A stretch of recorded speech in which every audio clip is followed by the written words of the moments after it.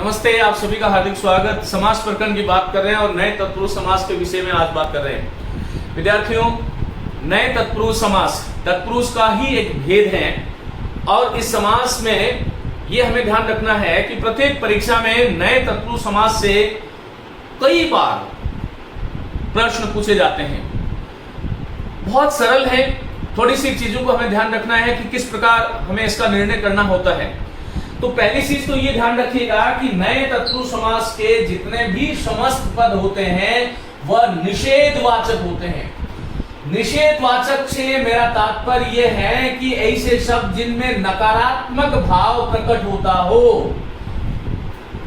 जो निषेध करता हो किसी संज्ञा का, किसी भाव का, किसी विचार का, वहां पर नए तत्पुरुष समास होता है। पहली चीज हमने ये सीखी कि नए तत्पुरुष समास में निषेधात्मक या नकारात्मक समस्त पद होते हैं।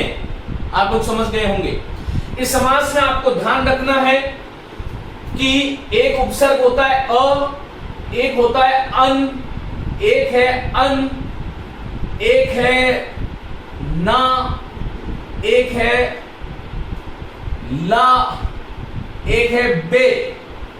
ये उपसर्ग यदि किसी समस्त पद के आरंभ में आपको दिखाई देते हैं, फिर से बोल रहा हूं, यदि इन समस्त पदों में से कोई भी ऐसा समस्त पद जिसमें आपको उपसर्ग के रूप में नकारात्मक या निषेधात्मक उपसर्ग के रूप में यदि अ, अन, ना, ला या बे ये उपसर्ग यदि आपको दिखाई दे रहे हैं तो वहां पर आपको नए तत्पुरुष समास करना चाहिए। अब आपको ध्यान ये रखना है कि अ उपसर्ग जो है ये हिंदी में तीन प्रकार के शब्दों के साथ लगता है। विद्यार्थियों, कौन कौन से? देखो, तत्सम शब्द संपदा में ये लगता है। जैसे कैसे? मैंने कहा कि न कार्य, तो न कार्य ये विग्रह है, समास का विग्रह वाक्य है, ये ध्यान रखना है। नए तत्पुरुष समास में विग्रह हमें न लगा करके करना चाहिए, ये महत्वपूर्ण बात है। अब न कार्य से मैं जब समस्त पद बनाऊंगा तो वो बनेगा अकार्य। ये क्यों बनेगा इसके बारे में अभी हम बात करेंगे, बहुत ध्यान से सुनिएगा। न उपसर्ग का प्रयोग जो है वो तद्भव शब्दों में भी होता है, तद्भव शब्दों में भी होता है। कैसे? जैसे मैंने कहा न काज, अब कार्य जो शब्द था उसका काज क्या है? तद्भव है। कार्य तत्सम शब्द है और काज उसका तद्भव शब्द है। तो न और काज को जोड़ोगे तब शब्द बनता है अकाज। तो इस तरह से हमें ध्यान रखना है, तत्सम शब्दों में लगता है, तद्भव में भी लगता है, और एक शब्द है वह अकाल, न काल, अकाल। इस प्रकार देशों शब्दों में भी वह प्रयुक्त होता है। अन उपसर्ग का प्रयोग केवल और केवल तत्सम शब्द संपदा में होता है। अन उपसर्ग का प्रयोग केवल तद्भव शब्दों में होता है। और ना, ला और बे ये विदेशज उपसर्ग हैं और इसका विशेष करके फारसी और अरबी शब्दों के साथ इन उपसर्गों को जोड़ा जाता है और ये उपसर्ग जो है निषेधवाचक या नकारात्मक भाव को प्रकट करते हैं। ये इसकी एक भूमिका थी जिसमें हमने ये समझा कि नए तत्पुरुष समास का प्रथम पद जो है वो नकारात्मक भाव को प्रकट करने वाला होता है। निषेध का तात्पर्य या नकारात्मक भाव प्रकट करने वाले शब्दों से है और ऐसे समस्त पदों के आरंभ में अ, अन, ना, ला, बे इत्यादि उपसर्ग आते हैं। अब आपको यह ध्यान रखना चाहिए कि इन उपसर्गों का प्रयोग कहां पर और कैसे होता है। नए तत्पुरुष समास का विग्रह हम कैसे करते हैं, समास का विग्रह कैसे करें, यह महत्वपूर्ण बात है। विद्यार्थियों, नए तत्पुरुष समास का विग्रह सदैव मूल शब्द के आगे न जोड़ करके होता है। जैसे मैंने कहा न कारण, तो शब्द क्या बना? ये न जो था ये अ में बदल गया और ये शब्द बना अकारण। एक शब्द है न उत्तीर्ण और ये शब्द बन गया, ये न जो था उसका अन बन गया और अन के साथ में उत्तीर्ण जोड़ूंगा तो शब्द बनेगा अनुत्तीर्ण। अब एक विशेष बात है जो आप लोगों को समझनी चाहिए, नोट कीजिएगा। विग्रह वाक्य में यदि न के बाद में व्यंजन हो, कोई व्यंजन वर्ण आ जाए तो ये जो न है इसका अ में परिवर्तन हो जाता है, अर्थात न को हम अ बना देते हैं।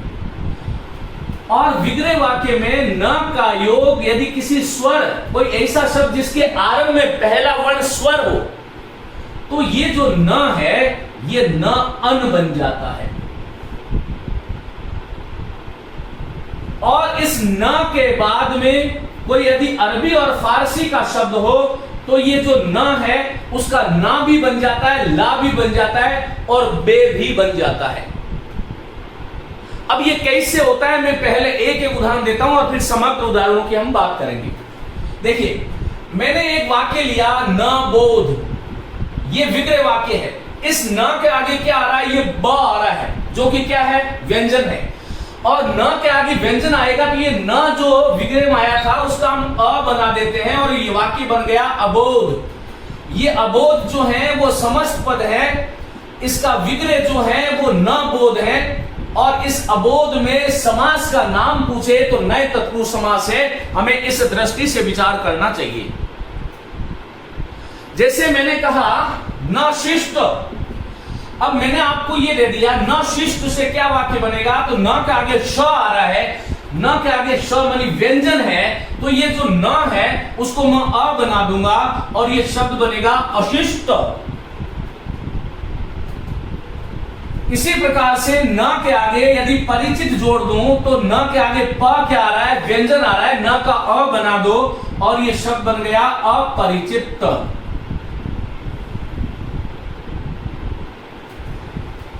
न के आगे यदि मैं सभ्य ये विग्रह दिया हुआ होता और इससे समस्त पद बनाना होता तो आपको असभ्य बनाना है। एक ही बात ध्यान रखो, विग्रह वाक्य में न आ जाए और उस न के आगे यदि व्यंजन वर्ण से शुरू होने वाला शब्द है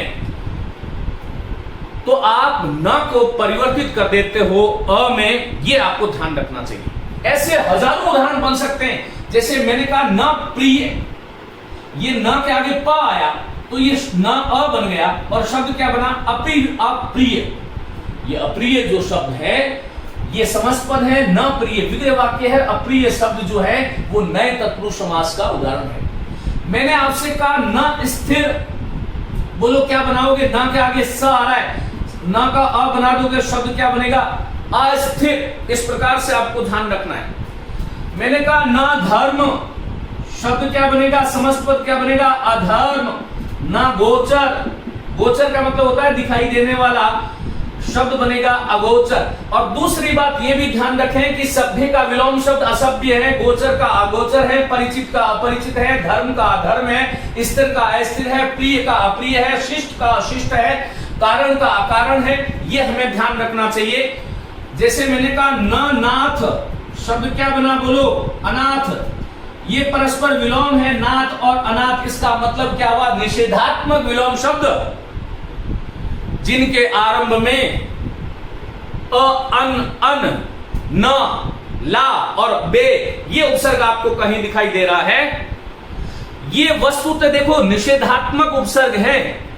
सकारात्मक शब्दों से नकारात्मक अर्थ वाले जो विलोम शब्द हम पढ़ते हैं, हम व्याकरण के किसी भी बिंदु को जब देखते हैं तो एक दूसरे से जब रिलेट करके देखोगे तो बहुत आनंद आएगा। जैसे मैंने कहा न लौकिक, बोलो शब्द क्या बनेगा, अलौकिक।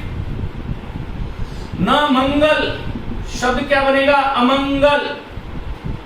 यहां पर ध्यान रखना है कि लौकिक का विलोम शब्द अलौकिक है, मंगल का अमंगल है, लेकिन साथ में समास भी सीख रहे हो, नए तत्पुरुष समास है।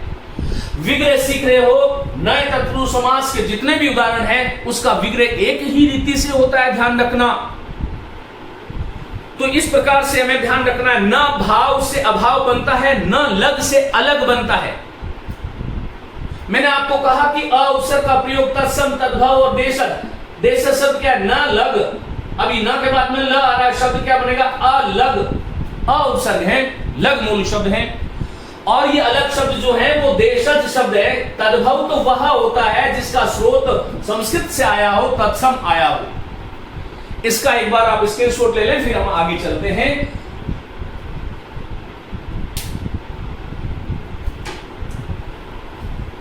तो इस भांति आपको विचार करना चाहिए। अब देखिएगा, हमने अ उपसर्ग की बात कर ली है। अब अ उपसर्ग के बाद में हम लोग बात करने वाले हैं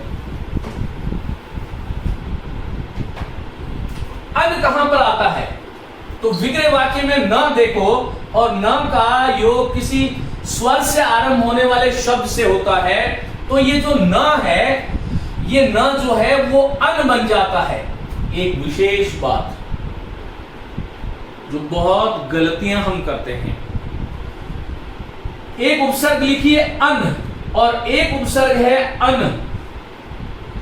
ये अन जो उपसर्ग है ये हमेशा ही तत्सम शब्दों के साथ जुड़ता है, और अन उपसर्ग जो है हमेशा ही तद्भव शब्दों के साथ जुड़ता है। ये इसकी पहचान है। जैसे मैंने एक शब्द लिया न अधिकृत। अब न का योग स्वर से हो रहा है, तो ये जो न है उसका क्या बनाएंगे हम, बोलो अन बनाएंगे। और अन में फिर अधिकृत शब्द को जोड़ते हैं, जोड़ के बताता हूं।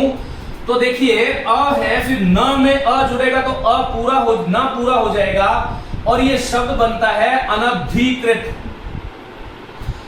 हम इस शब्द को अनाधिकृत लिखते हैं, जो कि शब्द शुद्धि की दृष्टि से बहुत ही महत्वपूर्ण, ये शब्द गलत है। विद्यार्थियों, ये न के स्थान पर होने वाला अन में न पहले से हलंत था, और हलंत न में अधिकृत का अ जुड़ा तो न पूर्ण बन गया और शब्द बन गया अनधिकृत। हमें इस प्रकार से इसको सोचना चाहिए। इसी प्रकार से न और अधिकार को जोड़ोगे तो न के आगे स्वर आ रहा है, न को अन बना दूंगा। अन में न हलंत है, हलंत न में अ वाला जुड़ेगा, अधिकार वाला अ जुड़ेगा, न पूर्ण हो जाएगा, शब्द बनेगा अनधिकार। इसी प्रकार से न अंग, न के साथ में अंग जोड़ते हो, कामदेव का पर्यायवाची बनता है, शब्द बनता है अनंग। न के साथ में उर्वर शब्द जोड़ते हो तो शब्द बनता है, न का अन बन जाएगा और शब्द बन जाएगा अनूर्वर, जो उर्वर नहीं है। तो हमें इस प्रकार से ध्यान रखना चाहिए। इसी प्रकार से न के साथ में ईश्वर जोड़ते हैं, बोलो क्या शब्द बनेगा, अनीश्वर। न के साथ में इच्छा जोड़ते हैं, बोलो शब्द न के बाद में ई आ रहा है, न को अन बना दिया, अन में न हलंत है, ई की वर्तनी यहां लग जाएगी और शब्द बन जाएगा अनिच्छा। एक विग्रह है न और इष्ट। न का बोलो क्या बना, अन बना, अन के साथ में इष्ट जोड़ोगे और ये शब्द क्या बना, बोलो अनिष्ट बनेगा। न केवल समास की दृष्टि से ये कक्षा, अपितु ये कक्षा विलोम शब्दों की दृष्टि से और साथ ही उपसर्गों की दृष्टि से भी बहुत ही महत्वपूर्ण है। तत्पुरुष समास के 4 भेद मैंने आपको बताए थे, लुप्त पद, उपपद, मध्यम पद लोपी और नए तत्पुरुष समास। चारों ही बहुत महत्वपूर्ण है, चारों पर हम व्याख्यान ले चुके हैं। आप लोग ढंग से इसको देखते हुए यदि इनको हृदयंगम करेंगे तो मेरा विश्वास है कि परीक्षा में इसके बाहर कुछ भी नहीं जाता। मैंने एक शब्द लिया न और आश्रित, बोलो शब्द क्या बना, अनाश्रित। अब आपसे कोई पूछे कि अनाश्रित में उपसर्ग कौन सा है, तो बोलो कौन सा है, अन है। अनीश्वर में कौन सा है कि अन उपसर्ग है। अनिच्छा में कौन सा है कि अन उपसर्ग है। अनूर्वर बहुत बार पूछा जाता है, अनूर्वर में अन उपसर्ग है, अनु उपसर्ग नहीं है। और इसी प्रकार न और आसक्त को जोड़ते हो, न और आसक्त को जोड़ते हो तो शब्द बनता है अनासक्त। अनासक्त, न और आसक्त को जोड़ते हो, न और उदार को जोड़ते हो, शब्द बनता है, न का अन बन जाएगा, अन में उ जुड़ जाएगा, अनुदार शब्द बनेगा। ध्यान रखना इसमें अन उपसर्ग है, अनुदार में अनु उपसर्ग नहीं है, ये आपको ध्यान रखना है।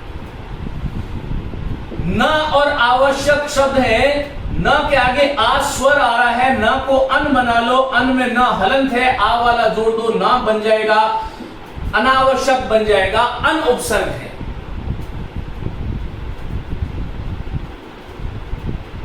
इसी प्रकार से न के साथ में जब उपयुक्त जोड़ते हो तो शब्द न का अन बन जाएगा, शब्द बनेगा अनुपयुक्त। इसमें भी अनु उपसर्ग की भ्रांति आपको हो सकती है।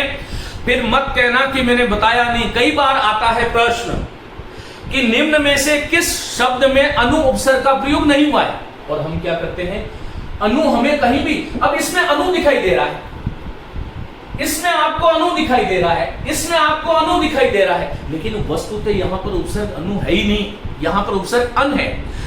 यदि आप इस प्रकार से थोड़ी बहुत ध्यान रखोगे तो आपको ये चीजें आ जाएगी। हमने आपको कहा न और आदि, बोलो क्या बना दोगे, अनादि। न और आदि से क्या बन जाएगा, अनादि बन जाएगा। न और एकता से क्या बनेगा, अनेकता। इनका आप स्क्रीनशॉट लीजिएगा, आगे चलते हैं। फिर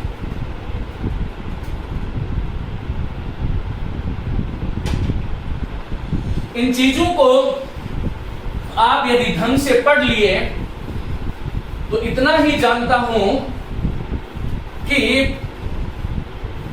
हिंदुस्तान की हिंदी व्याकरण की जो परीक्षाएं, चाहे किसी भी स्तर की वो क्यों नहीं हो, उसके बाद कुछ भी नहीं आता, ये आपको ध्यान रखना है।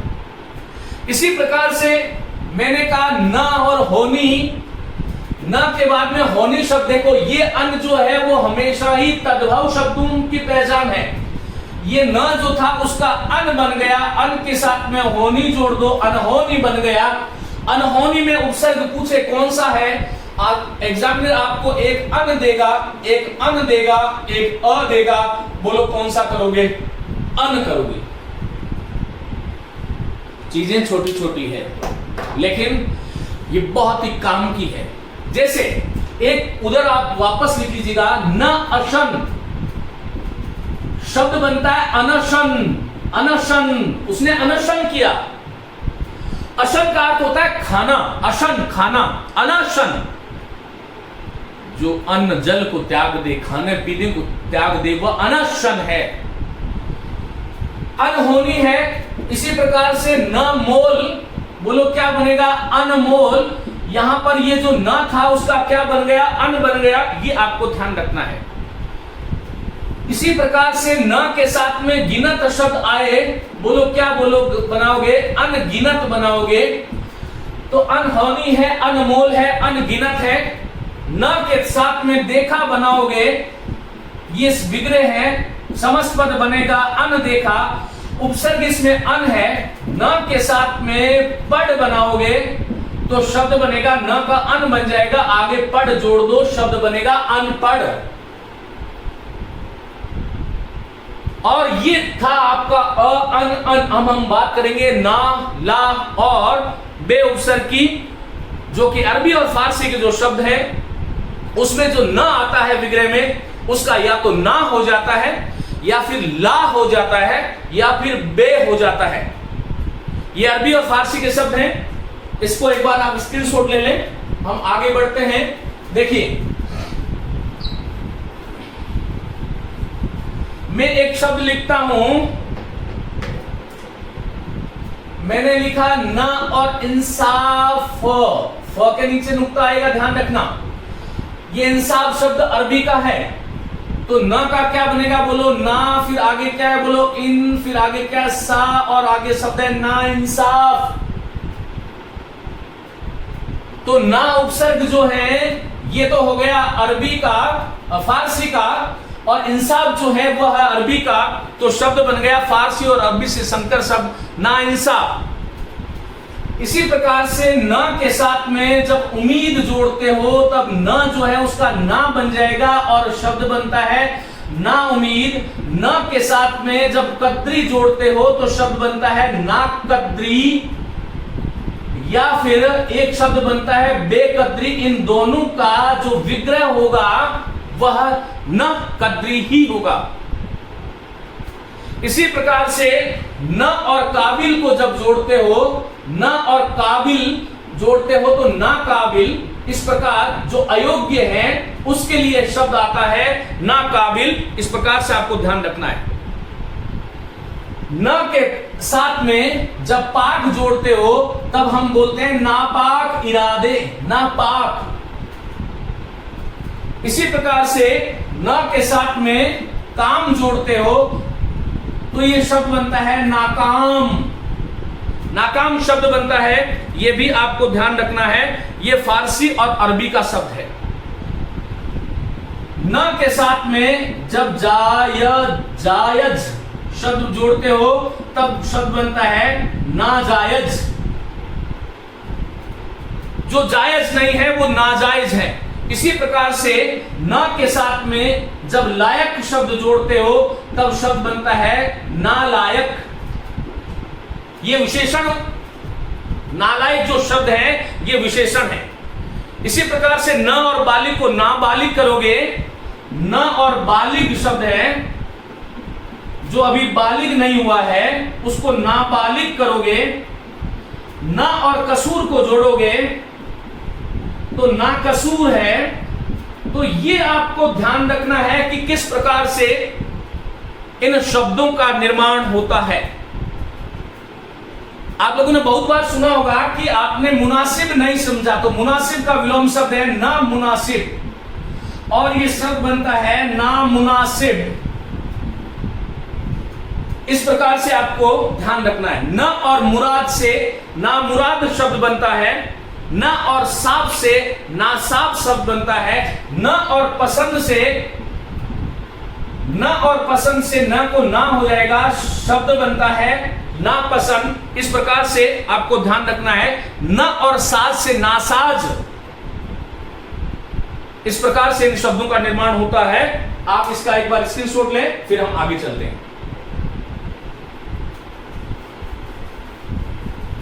देखिए ला वाला, जैसे मैंने कहा न और इलाज शब्द क्या बना, बोलो ला इलाज। इसी प्रकार मैंने कहा न और इंसाफ, बेइंसाफ शब्द नहीं बनता है। न और औलाद, न और औलाद, बे औलाद ऐसा शब्द बनता है। न और कसूर, बेकसूर शब्द बनता है। न और कसूर से बकसूर। न और ईमान शब्द है, न और ईमान, न जो है उसका बे बन जाएगा। ये बे जो है विदेशज उपसर्ग है और शब्द बनता है बेईमान। इसी प्रकार न और खौफ, न और खौफ जो शब्द है, खौफ जो शब्द है उसे शब्द न जो है उसका बे बन जाएगा और ये शब्द बनता है बेखौफ। इस प्रकार से आपको ध्यान रखना चाहिए कि किस प्रकार से शब्दों का निर्माण होता है। न और काबू शब्द को ले लीजिएगा, शब्द बनता है बेकाबू।